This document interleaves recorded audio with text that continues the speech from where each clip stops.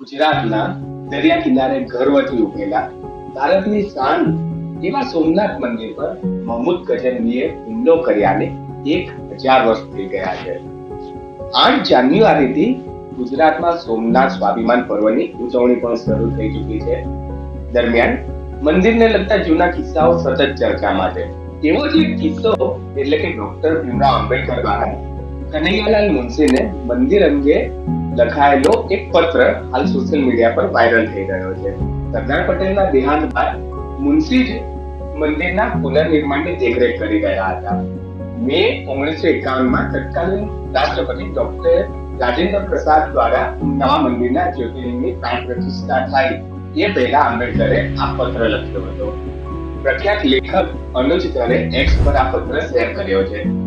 27 March 1951ના પત્રમાં આંબેડકર મુનશીને લખે છે, મને માહિતી મળી છે કે સોમનાથ ખાતે મૂર્તિ સ્થાપન માટે 11 મે તારીખ નક્કી કરવામાં આવી છે. હું ઈચ્છું છું કે મારા મિત્ર અનિરુદ્ધાચાર્યજીને આ પ્રસંગે સમારોહમાં આમંત્રણ આપવામાં આવે. તેઓ બરોડા જિલ્લાના ચાંદોરા ખાતેના મઠના વડા છે. હું તેમને વ્યક્તિગત રીતે ઓળખું છું અને મને વિશ્વાસ છે કે તેઓ આ આમંત્રણ માટે બિલકુલ લાયક છે. બાદમાં મુનશી આંબેડકરના આ પત્રનો જવાબ આપવા તેમને વળતો પત્ર લખે છે, જેમાં કહેવાયું હતું કે 27 માર્ચના તમારા પત્ર બદલ આભાર. મને અનિરુદ્ધાચાર્યને સમારોહમાં આમંત્રિત કરવામાં આનંદ થશે. હું તમને પણ પ્રાણ પ્રતિષ્ઠા સમારોહમાં હાજરી આપવા માટે વિનંતી કરું છું.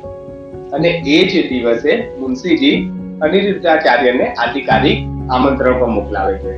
હવે એ કોઈનાથી તો છૂપું નથી કે ભારતના પ્રથમ વડાપ્રધાન જવાહરલાલ નહેરુ મંદિરના પુનર્નિર્માણથી વિચલિત હતા. નહેરુએ સોમનાથ મંદિરના પુનર્નિર્માણના પ્રસ્તાવનો હિન્દુ પુનરુત્થાનવાદ ગણાવીને વિરોધ પણ કર્યો હતો.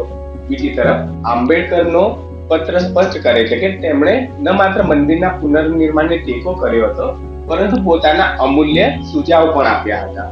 અનુજ ધરની પોસ્ટ પર ઘણા એક્સ યુઝર્સે આ પત્રને નકલી અને એઆઈ દ્વારા બનાવેલો હોવાનું જણાવ્યું. અમુક યુઝર્સે ગ્રોકને ટેગ કરીને આ પત્રની સત્યતા વિશે પ્રશ્નો પૂછ્યા. બાદમાં ગ્રોકે જે જવાબ આપ્યો એ આ મુજબ હતો, આ લેટર ઐતિહાસિક દસ્તાવેજ શૈલી સાથે મેળ ખાય છે, જેમાં સહી અને લેટરેજનો સમાવેશ થાય છે. જોકે મને પબ્લિક આર્કાઇવ્સ અથવા આંબેડકરના કલેક્ટેડ વર્ક્સમાં તેની સ્વતંત્ર પુષ્ટિ મળતી નથી.